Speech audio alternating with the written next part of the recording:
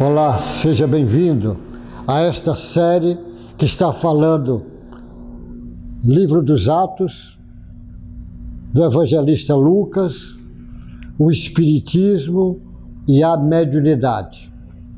Esse livro dos Atos é uma beleza de livro e é preciso ser entendido porque com o conhecimento do Espiritismo e o conhecimento da mediunidade é mais fácil de entender esse livro, porque é um livro mediúnico do início até o fim.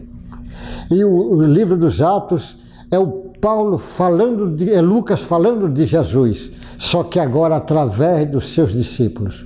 E o Espiritismo, como é a volta do cristianismo, é muito importante a gente conhecer como eram aquelas casas primeiras, ali, a Casa do Caminho em Jerusalém, a Casa de Antioquia, a Casa lá de Cesária, a Casa da Somária, até para ter uma ideia como é que o Espiritismo, sendo a repetição do cristianismo, os ensinamentos daqueles professores, é muito importante para nós. Ver a maneira que ele agia, a força que eles davam à oração, os ensinamentos do Cristo, só que agora tem o ensinamento do Cristo e o ensinamento de Kardec, porque Jesus disse que mandaria o Consolador prometido para relembrar tudo de novo. O Espiritismo é o Consolador prometido que está relembrando o Cristo. Então esse conhecimento e mais a prática que os primeiros cristãos faziam, curava obsediados. O Centro Espírita faz reuniões de desobsessão, entendendo isso agora de uma forma científica.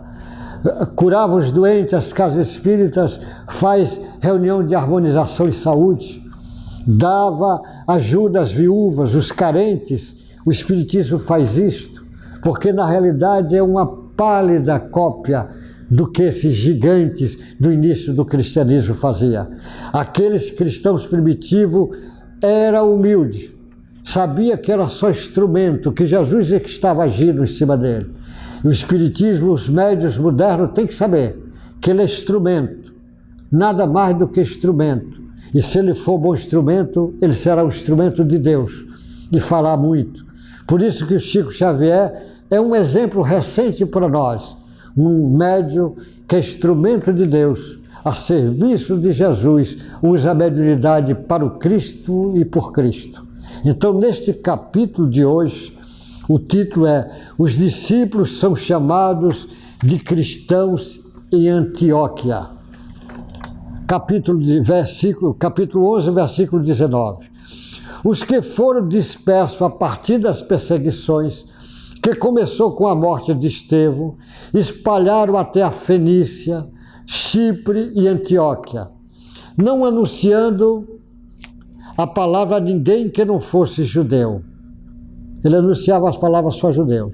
Alguns deles, porém, que eram de Chipre e de Cirene e que foram até Antioquia, falavam também aos gregos, anunciando-lhe o evangelho do Senhor Jesus.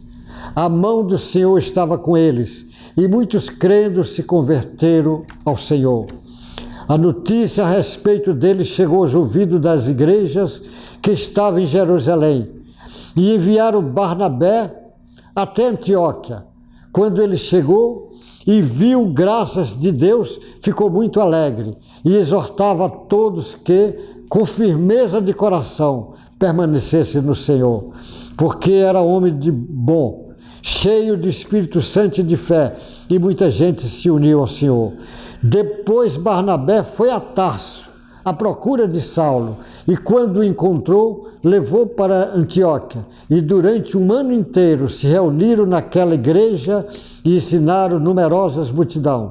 Em Antioquia, os discípulos foram pela primeira vez chamados de cristãos. Você veja como é aquela invasão de fora para dentro, tentando destruir inicialmente a casa de Jerusalém, a Casa do Caminho, mataram Estevão, prenderam muitos seguidores do Cristo inicial ali, que eram judeus, mas quando vem essa ventania, em vez de arrancar as sementes da árvore e destruir a árvore, vai produzir novas árvores. E aqueles cristãos primitivos saíram, espalharam por outras cidades e foram levando a lição. E levaram até a Fenícia, Chipre e Antioquia. Já estava numa região, até então eles falavam os judeus. Nesta região começa a falar a quem não é judeus, aos gentios. E aí vai falando e vai despertando interesse sobre a sabedoria inigualável do Mestre Jesus, sobre as lições do Evangelho de Jesus, sobre o que ele fazia, o que ele ensinava, o que ele dizia, falando do reino de Deus que Jesus veio trazer esse conhecimento ao homem aqui na terra, acordar o reino de Deus que está dentro de cada um. E Jerusalém, sabendo que estava vendo esse fenômeno, mandou o Barnabé ir lá conferir. E o Barnabé vai conferir, e o Barnabé, quando vê, fica também empolgado. E aí que o Barnabé tem a ideia de ir até a cidade de Tarso, buscar o Paulo. E o Paulo ia iniciar um novo caminho.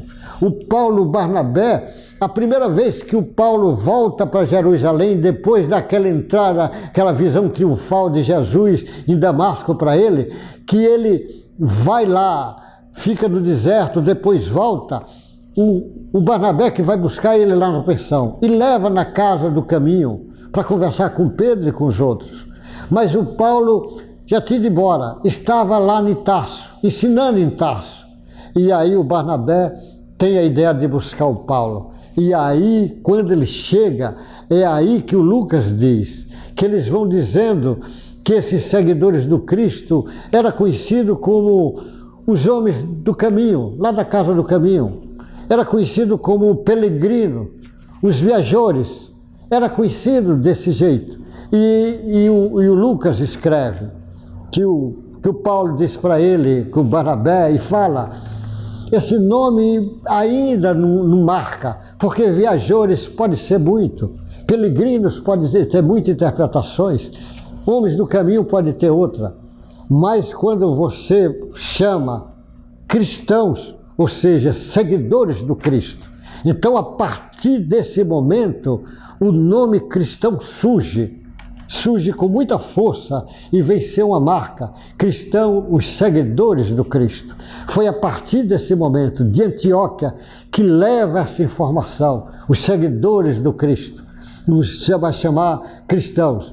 E aí foi em Antioquia, foi na Fenícia, foi na Ásia, foi na Europa, foi em Roma, foi em todos os lugares, seguidores do Cristo. E até hoje tem os seguidores do Cristo.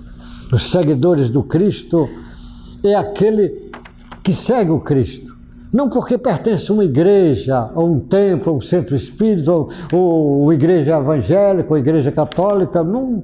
O seguidor do Cristo é quem segue o Cristo. E quem segue o Cristo é aquele que se esforça para seu auto-melhoramento. É aquele que perdoa mais, que tem consciência que ele é o espírito em evolução, que momentaneamente ele tem essa consciência e sabe que tem ainda muitas mazelas a ajeitar, mas ele sabe que tem um potencial imenso. Ele sabe que ele veio aqui para amar, para aprender a amar, que nós não sabemos. Veio para treinar generosidade, caridade, fraternidade, bondade. Ele sabe que o seguidor do Cristo é alguém que coloca Jesus como modelo e guia.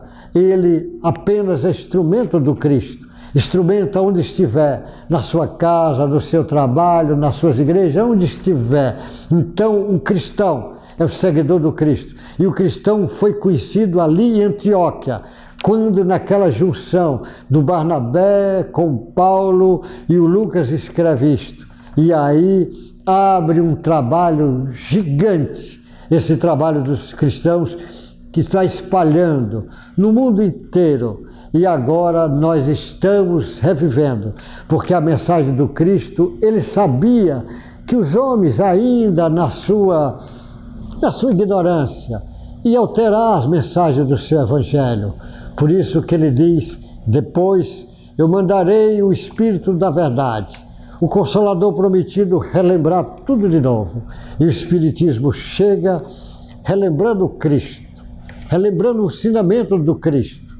E nesse relembrar, a gente ia ver esse livro dos Atos do Lucas, esse livro, dá para você ver como era aquela comunidade dos cristãos primitivos lá em Antioquia, lá em Cesareia, lá na Casa do Caminho, para nós termos modelos, guias para nos seguir. Então esses professores foram gigantes para trazer a mensagem de Jesus, e agora o Espiritismo está repetindo e convidando você para trabalhar, para ser um trabalhador do Cristo. Não pense, você diz, quem sou eu? Para ser é você mesmo.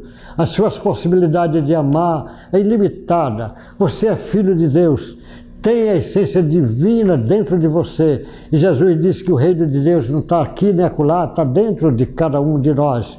Então, você que é seguidor do Cristo, o que vai ser seguidor de Cristo a partir de agora, Deus lhe dê força. Quando a dificuldade estiver forte, peça a Jesus que lhe dê força.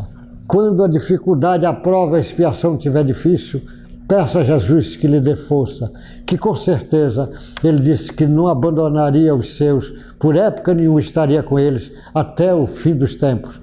Então, que a mensagem de Jesus, que a paz de Jesus, que a fortaleza de Jesus seja sua fortaleza, sua paz e sua bandeira daqui para frente.